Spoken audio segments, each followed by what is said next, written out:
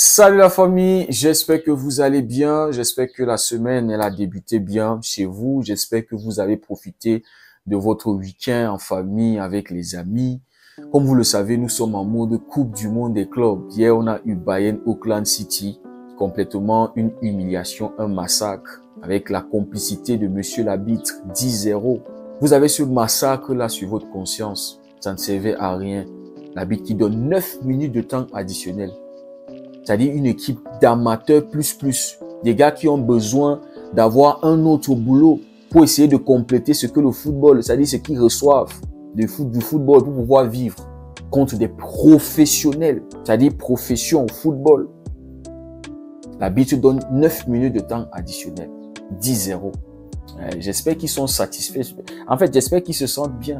Nous, on veut se divertir, mais non, eux, ils nous donnent plutôt un massacre, un génocide. Et puis après, on a eu Atlético Paris Saint-Germain, champion d'Europe, contre le troisième de la Liga de l'Espagne. Diego Simeone, les gars. Simeone, il se pointe en conférence de presse après le match et dit, ouais, le Paris Saint-Germain, ils ont eu Kvaratskhelia. C'est quelle raison ça, tonton? Qu'est-ce que Kvaratskhelia a à voir avec ton système de jeu qui est déjà périmé? Ton système de jeu qui ne correspond plus au football moderne?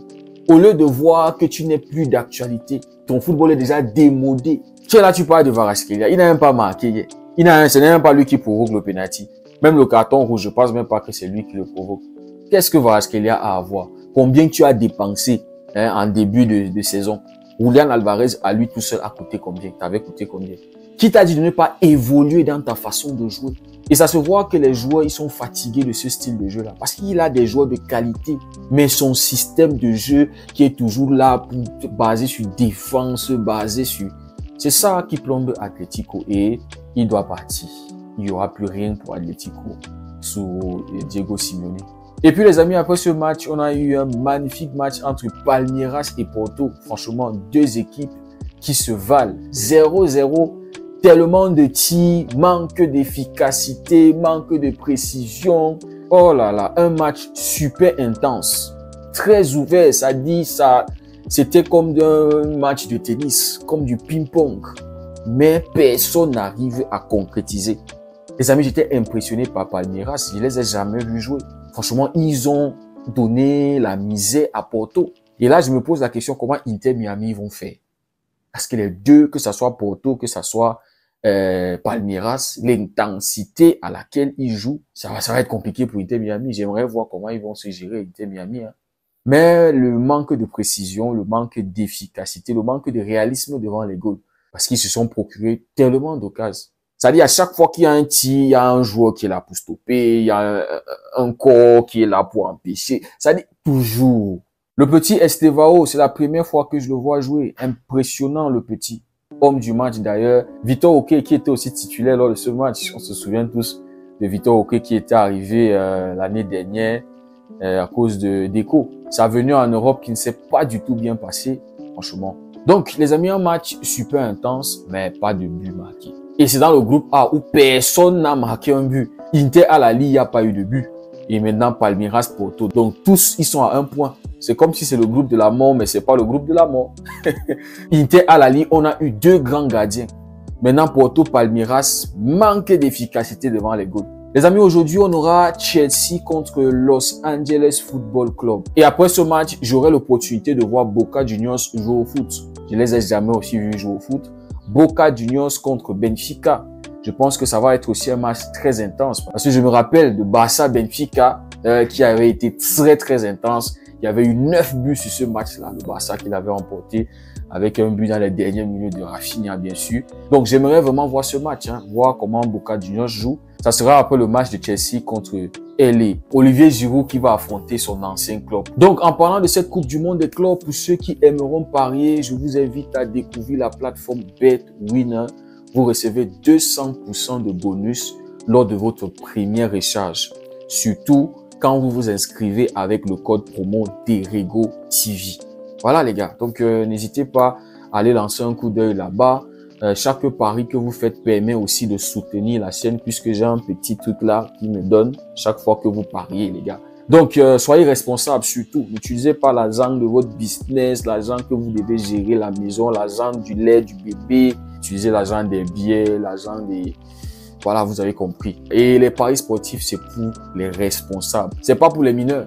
Voilà, je vous laisse les liens d'inscription dans la description. Merci beaucoup. Maintenant, nous allons faire un peu le tour de l'actualité côté Barça, côté Real Madrid.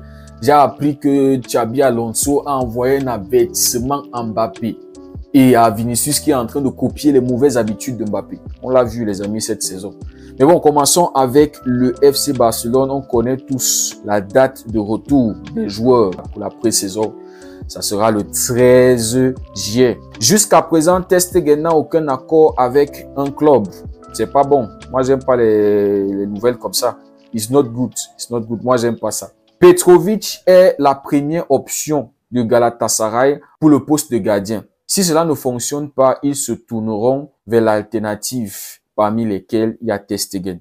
Donc, j'espère qu'elle ne va pas fonctionner. Oui, les amis, parce qu'on a signé Juan Garcia. Et je veux pas un gars là qui va venir le perturber. On a tous vu en fin de saison le retour de Ter Stegen qui a eu un impact négatif sur Chesney. On s'est mangé tellement de buts. Chesney qui avait perdu sa concentration. Bien qu'il avait mal commencé avec des pénaltys qu'il avait causé, carton rouge et tout. Et le fait qu'il était même pas à l'aise pour sortir, venir intercepter, venir. Mais on a vu la progression de Chesney et la sérénitude qu'il dégageait. Mais quand Ter Stegen est revenu de blessure, on n'a rien compris. Donc, j'espère que il va aller à Galatasaray. Je vous ai dit, pour moi, c'est une très belle porte de sortie pour lui. Puisque Galatasaray va jouer la Champions League la saison prochaine. Donc, Ter Stegen va être titulaire là-bas et il va être même très bon avec Galatasaray. Les exigences d'un Galatasaray n'est pas comme celui d'un Barça. Le Barça, actuellement, c'est très, très élevé, les exigences. Et pour moi, Ter Stegen, il n'a plus 100% à donner à ce club. Donc, on espère que Petrovic, là, les choses ne vont pas bien se passer avec. Ou qu'il se tourne vers Ter Stegen pour nous libérer, pour faire de la place, pour que Juan Garcia s'installe et il soit tranquille. Et on a vu que Chesney, lui, n'a aucun problème à être là sur le banc, posé, petit cigare à main, il est tranquille. Le jour où le coach dit que tu vas aller jouer, il va jouer tranquillement sans se plaindre. C'est le genre de personnes là qu'on veut dans les vestiaires, c'est le genre de grands frères qu'on a besoin dans le vestiaire. Pas les grands frères comme Ter Stegen qui pensent qu'à eux, Non, on veut plus ça, les gars. Nico Williams a fait savoir à son agent et aux dirigeants du FC Barcelone qu'il était prêt à baisser son salaire pour signer au Barça. De plus, il est prêt à attendre aussi longtemps que nécessaire. Malgré les offres plus intéressantes d'Arsenal, par exemple. Parce qu'on sait qu'il y a Arsenal et il y a aussi le Bayern. Donc, c'est bien le petit... Lui veut venir, mais on ne fait que nous dire des choses qui sont compliquées. Moi, je comprends pas depuis hier. Pour Laporta, il a des doutes sur la signature de Nico. Est-ce que Nico Williams est le joueur idéal pour le renforcer?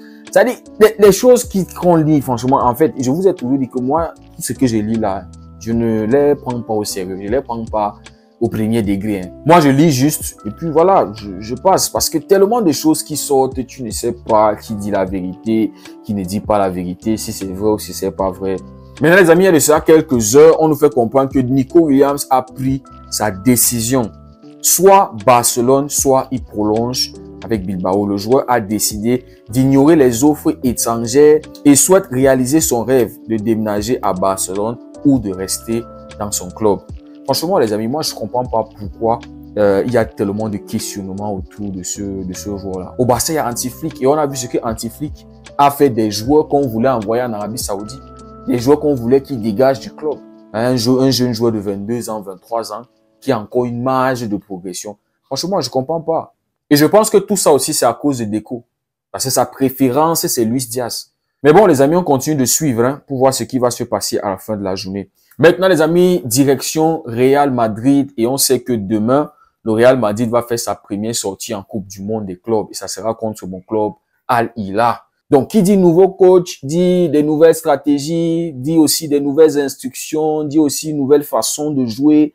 Bref, les amis, on verra ça demain. C'est la première sortie de Xabi Alonso avec le Real Madrid en tant que coach. Il y a des informations qui sortent là comme quoi Xabi Alonso a envoyé un avertissement à Mbappé et aussi à Vinicius. Attendre le ballon pour marquer, ça ne suffira pas. vous allez devoir courir après chaque ballon. Je sais une chose, si vous ne courez pas, si vous ne travaillez pas dur, vous ne jouerez pas, quel que soit votre nom. Kylian Mbappé. On sait tous, Mbappé n'aime pas faire les efforts défensifs. Donc voilà Xabi Alonso qui avertit Mbappé. Parce qu'on a vu aussi la même chose, c'est Vinicius cette saison. Fait très peu d'efforts, c'est-à-dire revenir pour essayer de gratter des ballons, pour essayer de défendre. Après avoir perdu un ballon, faire l'effort de revenir le récupérer. Ce qu'on voit chez un Kvaratskhelia côté Paris Saint-Germain, en fait, collectivement, on voit que même les Dembélé, tout ça, les Désiré Doué, tous participent au jeu, défensivement, offensivement. Ce que Mbappé, le king, c'est-à-dire se prend pour Lionel Messi.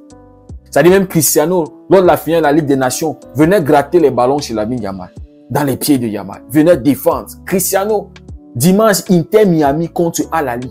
On voyait Messi revenir défendre, c'est-à-dire à la perte de balle. Messi qui faisait des sprints jusqu'en défense pour essayer de récupérer des ballons. Mais Kylian, non, c'est le boss. Ça passe, c'est fini, on le paye pour marquer des buts. Donc j'espère que le message est passé. En fait, on va voir ça les amis, on verra bien contre Al Ahly. Donc ce qu'on voit déjà, c'est que le Real Madrid de Xabi Alonso, ça va courir beaucoup. Ça va courir beaucoup, comme le Barça d'Antiflick. Qui dit courir beaucoup, pas d'intensité, avec et sans ballon, pressing contre pressing.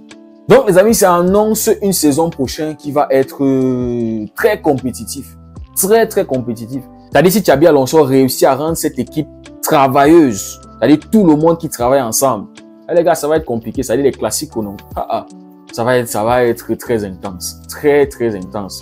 Mais bon les amis, comme je vous ai dit, demain, le Real Madrid va faire sa première sortie sous Xabi Alonso. C'est un match qui va nous permettre de commencer à anticiper, se projeter, de voir comment Xabi Alonso veut que son Real Madrid joue. Donc les amis, ce soir, on continue à suivre la Coupe du Monde des clubs et n'oubliez pas, pour ceux qui veulent parier, BetWinner est là, 200% de bonus, c'est pour vous sur votre première recharge. Merci beaucoup d'avoir suivi la vidéo. Si le contenu vous a plu, n'hésitez pas à liker, à partager. Dites-moi ce que vous en pensez en commentaire. Prenez tout soin de vous. On se dit à très bientôt et que Dieu vous bénisse.